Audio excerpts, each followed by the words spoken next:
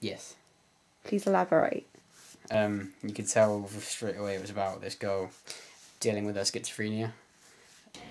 It didn't have, I didn't quite understand like what it was about, so I got that it was about Romeo and Juliet, but beyond that it was a bit confusing. I got that, seeing as on the first shot is the word schizophrenia, and then throughout it, if you know what schizophrenia means, then you know that it's where you hallucinate and you hear voices. For the most part, no, if I'm perfectly honest. It's a bit jumpy, and things get confusing really quite quickly. Like, your story idea is there, but like, it needs clarification. I think I understand the plot, to an extent that I know that there's something wrong with the female character. She's trying to discover what's wrong with her. But because of the whole mystery, I think that kind of adds to the spookiness of it and the kind of unknowing of what's going to happen next. Yeah. It's sort of, because short films, the story is supposed to be a bit sort of loose and not completely obvious of what's happening, so I think she did well with that. Not really. Elaborate on that. It's just not the sort of thing I'd watch. It grabs my attention because I want to know what happens next. I want to know if she's okay. You've used a lot of slow shots, and they last for a long time, and I lose interest. Yeah, and because of the close-ups, I like the claustrophobic kind of feel to it, which I think obviously shows what the character's feeling. There's something wrong with her, and you're feeling all quite scared at the same time. I like the close-ups, whereas it'd be behind or in front. The close-ups to the books, close-ups to the face. I thought that was quite spooky and makes you kind of think more about the character. Up the hill, up to the downs, I felt quite, kind of lost, but more bored. I thought it was good. It's not something I would watch.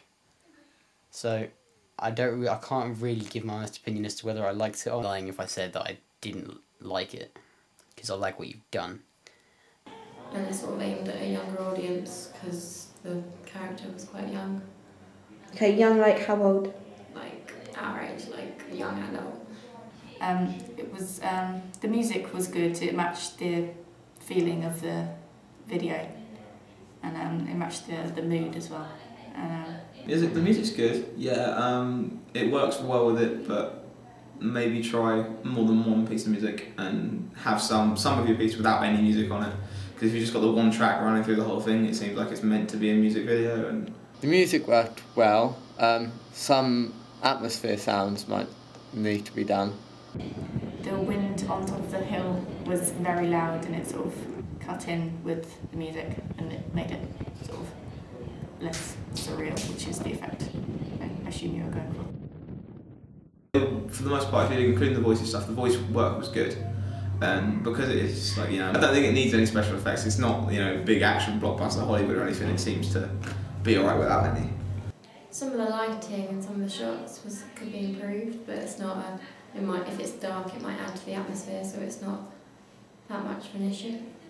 The ending was a bit abrupt, and the music didn't quite match with it. So it would be good if it was abrupt and the music cut off with it, but sort of in a way that it finishes but cuts off, or it fades. Okay. But not just stop. Quite a long shot where a character's walking, which I think works, and it kind of emphasises the loneliness of this character walking. But to make it a bit shorter, maybe just cut it a bit. And just sort out some sound issues. The stuff where you're after your camera work being shaky intentionally, it needs to be less shaky. Okay. Because otherwise it's a bit too, it looks unintentional. Okay. But other than that.